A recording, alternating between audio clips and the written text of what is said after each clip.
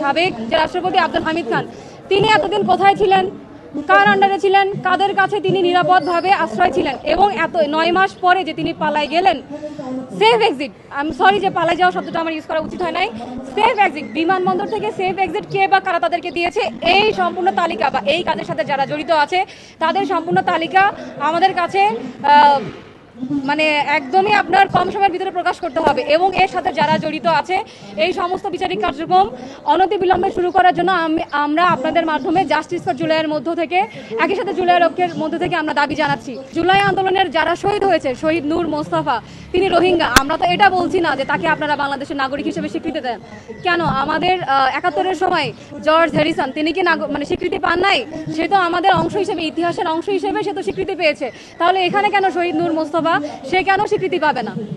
তারা তো স্বীকৃতি পাওয়া উচিত। তাহলে কি আপনারা জুলাই আন্দোলনের চলমান যে হত্যাকাণ্ড হয়েছিল সেটা কি আপনারা ধামাচাপা দেওয়ার চেষ্টা করছেন? যতদিন না পর্যন্ত বিচার কার্য সম্পন্ন হয় ততদিন পর্যন্ত আওয়ামী লীগের যত কার্যক্রম আছে সেটা নিষিদ্ধ থাকবে।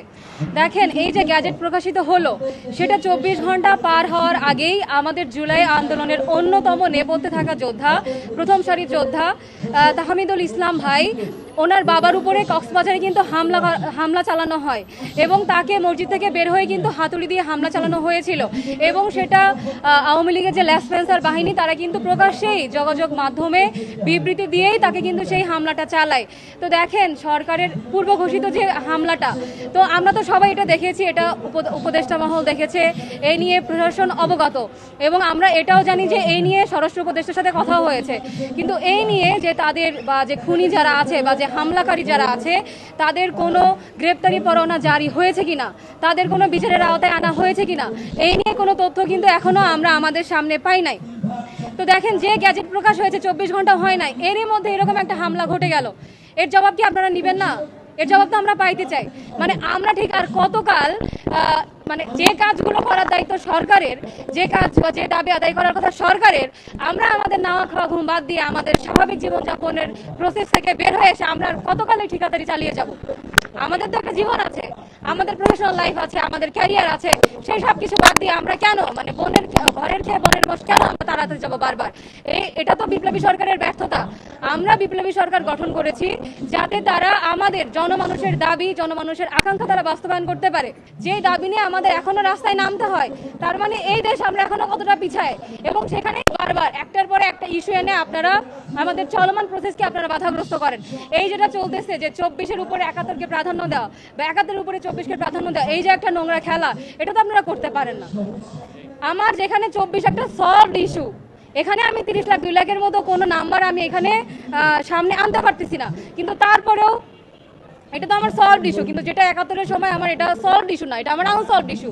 এখানে আমার সবাইকে আনতে হবে, আমার সমস্ত পক্ষের কথাবার্তা আনতে হবে। এমন অনেক মানুষ আছে যারা মারা গেছে, যারা এই মুহূর্তে বেঁচে নাই, কিন্তু 24-এর আমরা যারা আন্দোলনের সামনে থেকে পার্টিসিপেট করেছি, যারা শহীদ ফ্যামিলি, যারা আহত ফ্যামিলি, তারা তো এখনো বেঁচে আছে। তো এবং আমাদের কাছে সমস্ত রকমের ভিডিও ফুটেজ আছে, কারা গুলি করতেছে, কারা হামলার জন্য বলতেছে, কারা পরিপত্র জারি করতেছে, মেডিকেল থেকে কারা নথি গায়েব করতেছে, কারা ডিএনএ স্যাম্পলিং হতে দিচ্ছে না, কারা লাশ ডাম্পিং গ্রাউন্ডে ডাম্প করতেছে, এই সমস্ত ইস্যু তো আমাদের সামনে আছে। এরপরেও আমাদের কেন 24-এর গণহত্যাকে আমরা গণহত্যা বলতে পারতেছি না? এই যে আমাদের চিফ প্রসিকিউটর কালকে উনি বললেন যে আমরা এটাকে জেনোসাইড বলতে পারি না। এটাকে যদি আমরা জেনোসাইড না বলতে পারি, আমরা তো তাহলে কোনোটাকে জেনোসাইড বলতে পারি না। এটা তো আমার কোনো সমাধান হয় না। আমাকে তো সমাধানের ইস্যুতে আগাইতে হবে, যে আমি যাব একটার পর একটা সমাধান করে যাব।